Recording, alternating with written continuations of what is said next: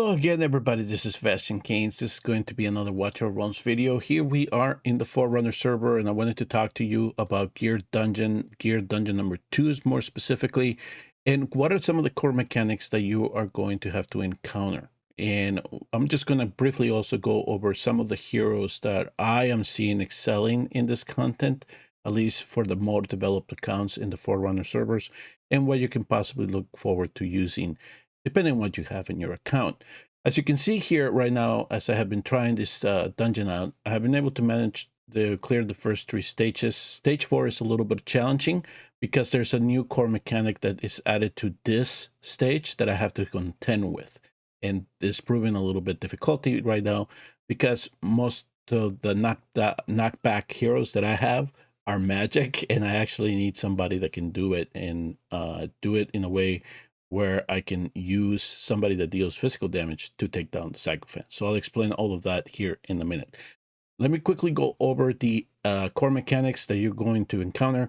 As you can see, the first 2 stages, you're not really going to see too much of a challenge. The only thing that you'll have to encounter are the psychophants, and you're going to have to make sure you kill them as soon as possible, because otherwise they split. And so on the bottom, you'll see 2, and then they'll get into 4, and then they'll rush at you. On the top, already 4 come out, and if you don't get rid of them up there, they're going to be 8 that then are going to rush down to the core, and they're really hard to block once that happens. The Death Whisper of the Tormented Banshee. This is actually something that you can alleviate pairing your tank with a healer. And so once the Tormented Banshee is killed, you'll see that you then need to contend with the fact that they'll turn into a specter, and that specter deals continuous damage. So as long as you're able to survive that, you should be fine in dealing with her. As we start increasing here in the stages, as you can see here, 3, 4, 5, and 6, the psychophants gather reduce magic damage. So it is really hard to kill them with magic damage. Dealers already have gotten their shine in dungeon number 1. So here in dungeon number 2, they're not going to be doing too well.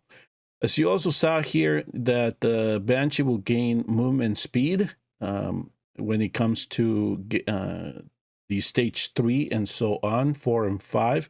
And the other thing too that I wanted to emphasize here is that in 5 and 6, we lose the ability to control these heroes, so we cannot stun them or freeze them. So we just have to make sure that we deal as much damage as we can before they get back. Now, knock back is not considered a CC effect, so at least we'll have that in our arsenal to use.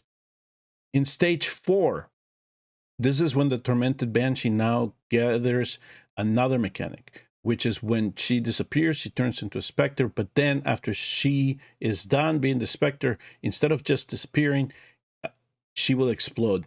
So will it deal fatal damage to anybody surrounding her.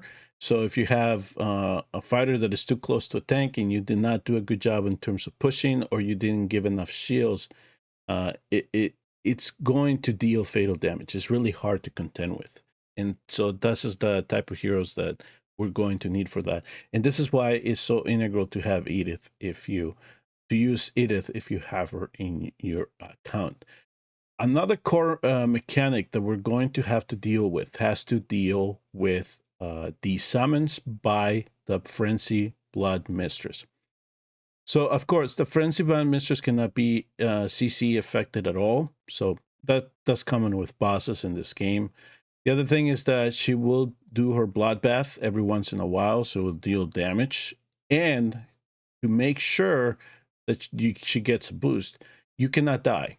Because if you die or you retrieve your heroes, she gathers attack. It's here, Sacred Blood Siphon. If you die or you retreat heroes, she gains attack. And at the later stages, you will see how much damage she does with her bloodbath, if that is the case. Stages 1, 2, 3, the only thing that you're going to have to worry about is doing one summon. There's a ritual summon called the Flesh. She will come out. She will be very sensitive to magic damage, because if she receives physical damage, she will actually regain some HP. She self-heals. And so you have to contend with that, and you have to kill her within 60 seconds, because if you don't, she'll explode, and then any enemies around her within 3 tiles will die. So that is 1 and 2. Oh, the other thing is, in terms of the difference between stage 2 and then going to 3 is now you're going to have to deal with 2 cores. So this core here, you can only reach from this side, but this core down here on the left hand, bottom left hand of this quadrant, you'll notice that you'll have to contend for protecting from the right and from the top. One of the things that you'll contend is, as we start increases into the stages, and it actually starts in stage 3, is that the Bloodmistress here will start corrupting tiles. And so the amount of tiles that you can use is going to be limited, because you'll see that some of them are going to be affected. And if you place any heroes in there, they'll get continuous damage. They'll eventually die. It's really hard to keep them up with healing. So don't count on that. Some of these tiles will eventually go away here on top and on the bottom. So in stage 3, I lose 2. And in stage 4, 3 of them are gone. Okay? As we go to stage 4, now we'll also have to deal with another summon, and that's called the Spirit Summon. You'll see a purple one that comes here at the top and then goes down and comes down to this core. She will actually, you need to use a physical damage dealer to bring her down, because if you use a magic, she will get HP anytime she gets magic damage. And of course, if you don't kill her within 60 seconds, she'll explode and it's game over. All right, so that's kind of the mechanics that you're going to have to deal here. And as we talk about the stage here, let me go here to 4. This is one stage that right now I'm still trying to contend with, and I hope that some of the heroes are geared, just to show you this example and how everything is being laid out. I can tell you right now that when it comes to fighters, all the fighters that can extend are going to be critical for this. So you'll have Silitu, Arrogance, Valkyra is working for me, at least in the early stages. I imagine that she could possibly drop off, because she will probably not do as much damage as I need her to do in stage 5 and 6. You're going to need some extenders too when it comes to using the marksman, especially if you want to deal with the psychophants. So one strat that I've seen so far is that people seem to like to use so here is that they like to use Hatsud right here, or a marksman that can extend out here. Now, here is this Frozen Banshee here. So what I'm going to try to do, just as an example here, is I'm going to push back with Magda. Unfortunately, she deals magic damage, so she's good to make sure that the Banshee doesn't kill us, right? So right now I just have this one here. Let me see if I can put a healer here. Let me put Trust up here, because I do need this example here. All right, so we got it. And then she'll explode. We'll see if regulars can make it. But you see the continuous damage being down. Okay, so we survived that. And now here comes the first summon that we have to contend with. So that's what I'm going to try to get rid of. And let me put a healer there. So that's one of the downsides right now, is that I have to figure out then a way to bring these down with a physical damage dealer. And I cannot retreat these heroes, because if I do, they will get, so they will, we're going to get, we're going to give the Bloodmistress extra attack, and we don't want that. Okay, so this is kind of this was working for me in stage 3. Stage 4 is a whole different ballgame, because I don't have these platforms up here. But I can still try to put a marksman here that can take the psychophants out. Now, the other thing that I have to contend with is this other summon here on top. And this starts here in stage 4. So we need somebody that can deal physical damage to bring this down. And again, we have to treat it just as we're treating this one here. We have to bring it down. And if we don't, they'll explode, and they'll just completely wash us out. The other thing too that I'm figuring out here is also that we have the ability to use some fighters here that can really manage this side very well, as long as we provide him a healer as support that can manage this row here very well, because especially contending with the spirit clone, and the fact that dealing with the spirit clone, this clone here, but the archers as well that are coming here on the side. And if you provide them support, they can do amazing damage. So one of the heroes that I'm using here is Abomination, but I know that I'm going to lose the ability to stun them, the archers, in the future stages. So I am trying to make Magma's work, and he does deal a lot of damage, especially if you build them up.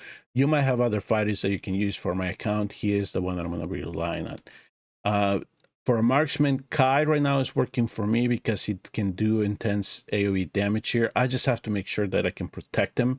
So right now I have Hollow here that I can possibly use, and make sure that he gains as much rage as possible as well. So these are kind of the tactics that I'm using to do this. If you have Hatsuit, you may want to use her. If you have another AoE damage dealer like Nyx or Rasak, that's the type of marksman you're possibly going to want to use to bring the psychophants out. Because as I told you, they're resistant to magic. So you're going to need somebody that can deal physical damage or be piercers for that regard. So that's kind of the overall layout of what you're going to have to contend with when you deal with Gear Dungeon number 2. And then, like I told you, stages 1, 2, and 3 are fairly easy to contend with because you have a little bit more flexibility in terms of the platforms that you're able to use, and also on the heroes that you are able to use as well. So for this video, I will leave you there. That's kind of an overview of Gear Dungeon number 2 and what type of heroes you can look forward to use. You're going to need a couple of good tanks. In my example here, I'm using Regulus and Trust, because you can see they can handle themselves very well.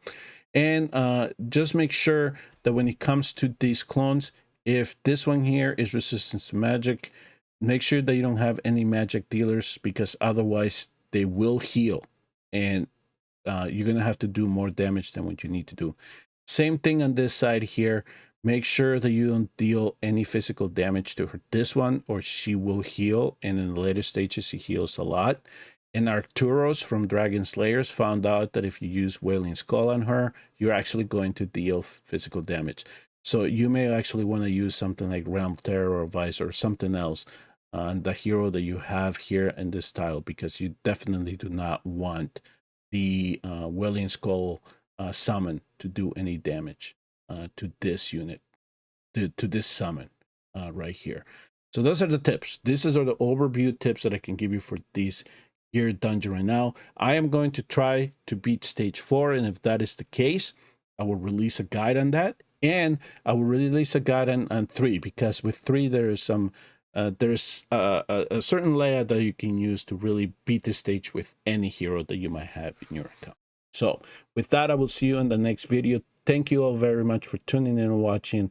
I will see you all next time on the next Watch Our Realms video, and please remember to hit like and subscribe on your way out. Defeat won't define me.